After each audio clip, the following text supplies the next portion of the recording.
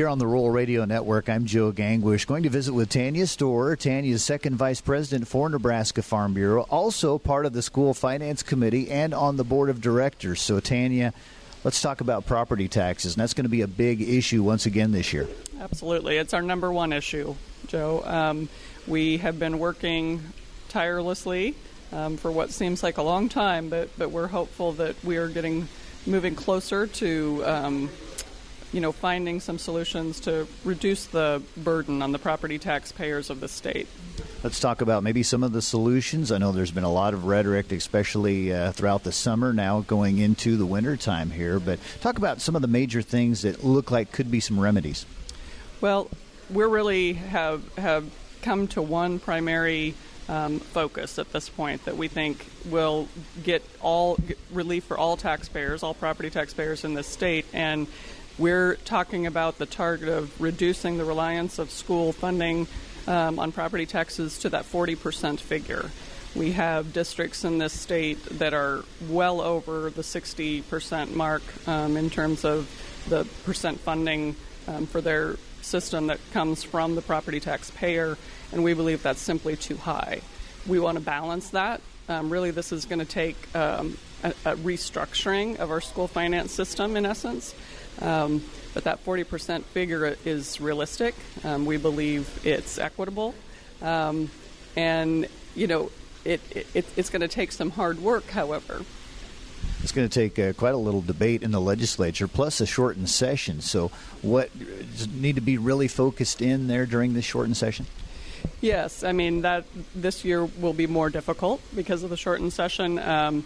And will also be a bit challenging because revenues are predicted, overall state revenues are predicted to come in lower than anticipated. I maintain that a large part of that is because farm and ranch revenues are significantly lower. And so the agricultural economy is just such a huge part of this state.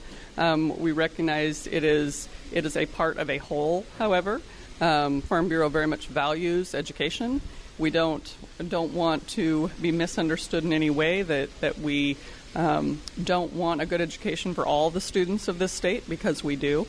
But we do feel that we have to we really have to look at this issue as good tax policy and what is best for the state as a whole, keeping us vibrant, keeping our economy growing, and it's time to get things back in balance.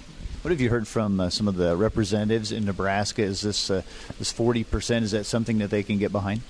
We've had some positive feedback. Yes, initially some take that as maybe a little steep to get us down to that point. But when you start to crunch the numbers, then the light comes on and there's hope. We feel very confident that it's a realistic figure. It gets us back, we've often talked about the three-legged stool, which some people are familiar with, but it gets us, back into that range. And this is not about, this is not about trying to favor one industry over another, one part of the state over another. This is about overall tax policy that's good for the state as a whole, and tax equity. And so we feel good. Yeah. Even some urban senators too like this figure. Yes, I think that they are understanding and willing to sit down at the table and work hard at this. And property taxes affect an awfully large part of their constituency as well.